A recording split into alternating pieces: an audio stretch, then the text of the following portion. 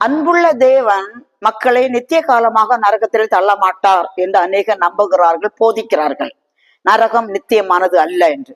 அப்படி கிடையவே கிடையாது. நிச்சயமாக நரகம் நித்தியமானது. காரணம், நரகம் உண்டாக்கப்பட்டதே பிசாசுக்கும் அவன் தூதனுக்காகவும். பிசாசுக்கு அழிவில்லை, அவன் அழிக்க முடியாது. அவனுடைய வல்லமை உறிஞ்சு போட்டாரு.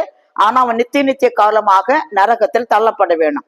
மத்தேயு சுவிசேஷம் 25ஆம் அதிகாரம் 41ஆம் வசனத்துல ராஜா வலது பக்கத்தில் நிற்கிறவர்களை பார்த்து, சபிக்கப்பட்டவர்களே, என்னை விட்டு அகன்று பிசாசுக்காகவும் அவன் தூதனுக்காகவும் ஆயத்தம் பண்ணப்பட்ட நித்திய அக்கினியை போங்கன்னு சொன்னார்.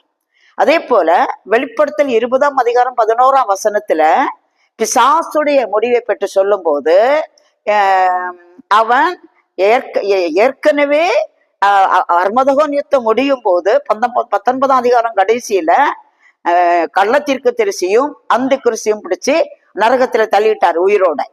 அதுக்கு பிறகு 1000 வருஷம் பிசாசை டெம்பரரி அடக்கி அழிச்சு வைக்கிறாரு. எப்போ? 21ஆம் அதிகாரம் 1ஆம் வசனத்துல.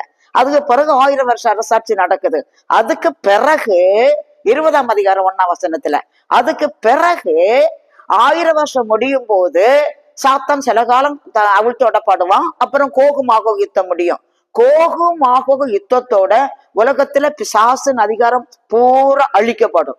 இப்போது பிசாசு பிடிக்கப்பட்டு அந்த கிறிஸ்துவும் கள்ள திருசியும் இருக்கிற நரகத்திலே தள்ளப்படுவான். அவர்கள் சதா காலமும் வாதிக்கப்படுவார்கள். இரவும் பகலும் சதா காலமும் வாதிக்கப்படுவார்கள் என்று வெளிப்படுத்தல் 20ஆம் அதிகாரம் 11ஆம் வசனத்தில் எழுதியிருக்குது. அப்ப இரவும் பகலும் சதா காலம் என்ன? நரகத்துல அவங்க வாதிக்கப்படுவாங்க. நரகம் நித்தியமானது.